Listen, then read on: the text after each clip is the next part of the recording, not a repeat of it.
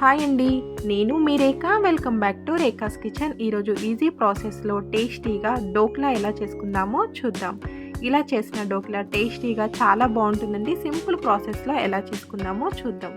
పిండిని తడుపుకోవడానికి ముందుగా ఒక బౌల్ని తీసుకొని 2 కప్పుల శనగపిండిని తీసుకొని ఈ విధంగా జల్లించుకోవాలి. మనం ఇలా జల్లించుకోవడం వలన పిండిలో ఉండలు లేకుండా పిండి సాఫ్ట్గా ఉంటుందండి.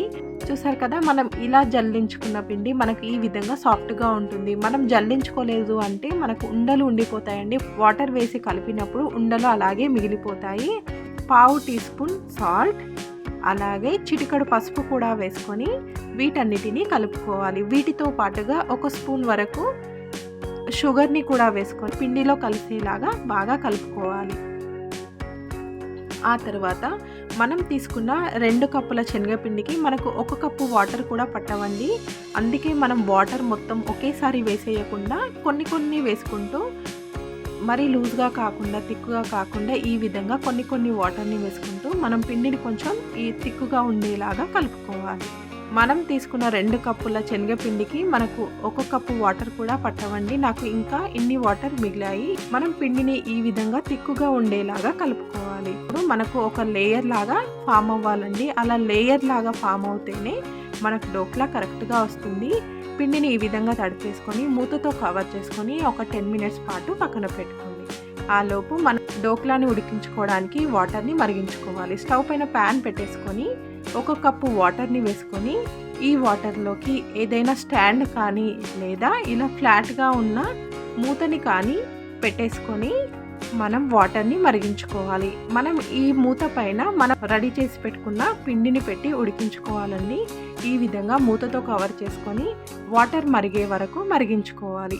ఈ వాటర్ మరిగేలోపు మనము ఒక బౌల్ తీసుకొని ఈ బౌల్కి నెయ్యిని అప్లై చేసుకొని మనం రెడీ చేసి పెట్టుకున్న పిండిని వేసుకోవాలండి. ఇలా ఫ్లాట్గా ఉన్న బౌల్ కానీ లేదా కేక్ ప్యాన్ కానీ తీసుకొని మనం ఈ బౌల్కి నెయ్యిని అప్లై చేసుకోవాలి. అలా నెయ్యి అప్లై చేసుకోవడం వలన మనకు డోక్లా ఉడికిన తర్వాత తీయడం ఈజీ అవుతుందండి. మనం రెడీ చేసి పెట్టుకున్న పిండిలోకి 1/2 టీ స్పూన్ వంట సోడాని కూడా వేసుకొని ఒక 2 మినిట్స్ పాటు బాగా కలుపుకోవాలి. ఇలా కలిపేసుకున్న పిండిని మనం రెడీ చేసి పెట్టుకున్న బౌల్లోకి వేసేసుకోవాలి. ఒకసారి ఈ విధంగా ట్యాప్ చేసుకొని మనం ఈ బౌల్ని మరుగుతున్న వాటర్లోకి పెట్టేసుకోవాలి. చూసారు కదండి, మనం ఇలా వాటర్ని 1 గ్లాస్ మాత్రమే వేసేసుకొని వాటర్ మరుగుతున్నప్పుడు రెడీ చేసి పెట్టుకున్న పిండిని ఈ బౌల్లోకి పెట్టేసుకొని మూతతో కవర్ చేసుకొని మీడియం ఫ్లేమ్లో ఒక 10 మినిట్స్, అలాగే లో ఫ్లేమ్లో ఒక 5 మినిట్స్ ఉడికించుకున్న తర్వాత మనకు డోక్లా ఉడికిందో లేదో తెలుసుకోవడం కోసం టూత్ పిక్తో ఇలా కుచ్చి చూసామంటే మనకు అర్థమైపోతుందండి. మనకు టూత్ పిక్కి పిండి అంటుకోలేదు అంటే మనకు డోక్లా కరెక్ట్గా ఉడికినట్టు. ఒకవేళ మీకు పిండి అంటింది అంటే మరొక 5 మినిట్స్ లో ఫ్లేమ్లో కుక్ చేసుకుంటే ఈజీగా కుక్ అయిపోతుందండి.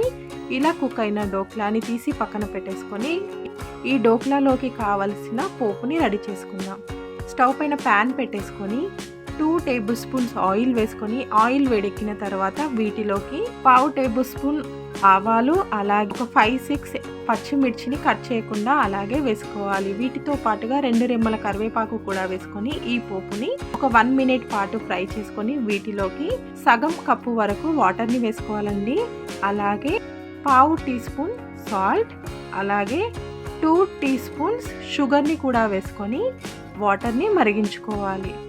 మనం తీసుకున్న 2 కప్పుల శనగపిండికి సగం కప్పు వాటర్ని వేసుకొని మనం షుగర్ మెల్ట్ అయ్యే వరకు వాటర్ని మరిగించుకొని సగం వరకు నిమ్మరసం వేసుకొని కొంచెం కొత్తిమీర కూడా వేసుకొని వీటన్నిటిని మరిగించుకొని పక్కన పెట్టుకోండి.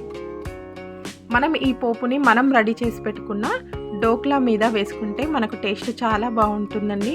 ఇలా చల్లగైన డోక్లాని మనం చాకుతో ఇలా రౌండ్గా అనేసి ఆ తర్వాత ఇలా ప్లేట్లోకి వేసామంటే ఈజీగా వచ్చేస్తుందండి. చూసారు కదా, సింపుల్ ప్రాసెస్లో టేస్టీగా డోక్లా రెడీ అయిపోయిందండి. ఇలా చేసిన డోక్లా మనకు సాఫ్ట్గా నోట్లో వేసుకుంటే కరిగిపోయేలాగా ఉంటుందండి. మనం ఇప్పుడు ఈ డోక్లాని మనకు కావాల్సిన షేప్లో కట్ చేసుకోవాలి. ఈ విధంగా కట్ చేసుకొని మనం రెడీ చేసి పెట్టుకున్న పోపు వాటర్ని ఈ డోక్లా పైన వేసుకోవాలి.